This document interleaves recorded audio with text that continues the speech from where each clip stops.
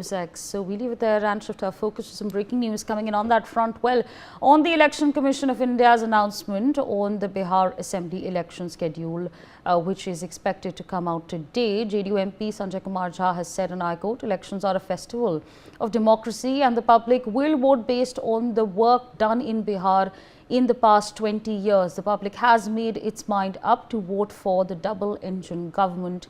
Take a listen to what he said. बिल्कुल स्वागत है और लोकतंत्र का पर्व है और मुझे लगता है कि बिहार की जनता जो पिछले 20 साल से कामकाज देखी है अपने कामकाज पर वोट डालेगी और जो हम लोग घूम रहे हैं वो चुनाव बिल्कुल लोगों ने मन बना लिया और मन ऐसा बनाया है कि लोगों को लग रहा है डबल इंजन की सरकार नरेंद्र मोदी और नीतीश कुमार जी और जो 20 साल का कामकाज है सिर्फ हम लोग प्रॉमिस करने नहीं आए, हम लोगों का इतना बड़ा ट्रैक रिकॉर्ड है काम और पहली बार बिहार को डबल इंजन सरकार का मौका मिला है तो उस डबल इंजन का जो इफेक्ट है वो दिखाई पड़ रहा है।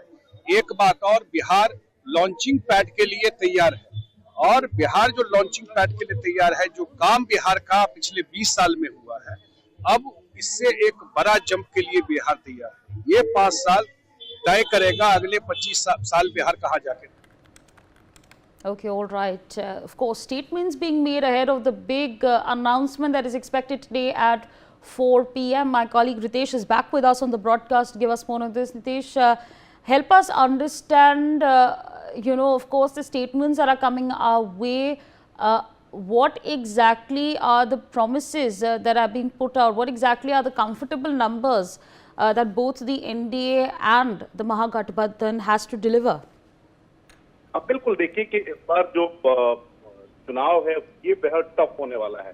चाहे वो एनडीए अलायंस की बात करें, चाहे वो महागठबंधन की बात करें, दोनों के लिए चुनाव लड़ना काफी टफ है क्योंकि 5 साल में मुद्दे बदल चुके हैं।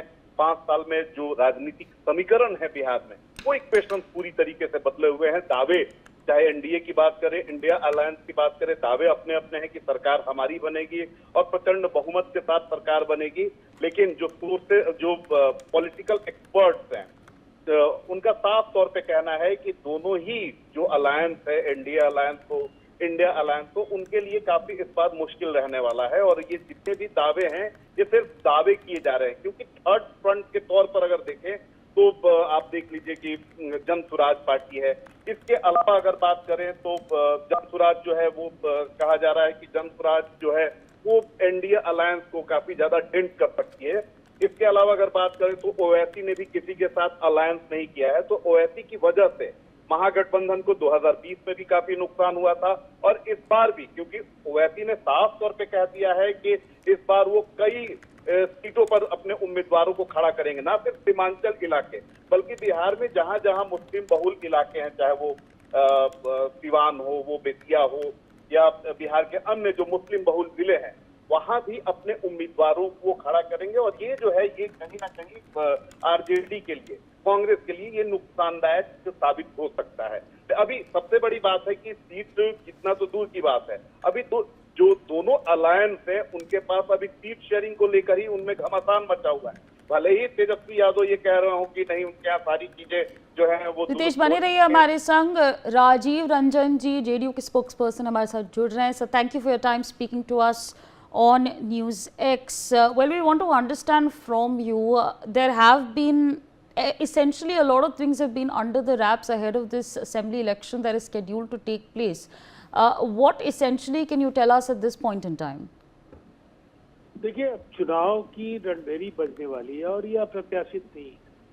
22 नवंबर को तो ऐसे भी इस विधानसभा का कार्यकाल पूरा होना ही था, तो चुनाव के लिए हमारी पार्टी और हमारा अलायंस पूरी मजबूती और मुस्तैदी के साथ तैयार है।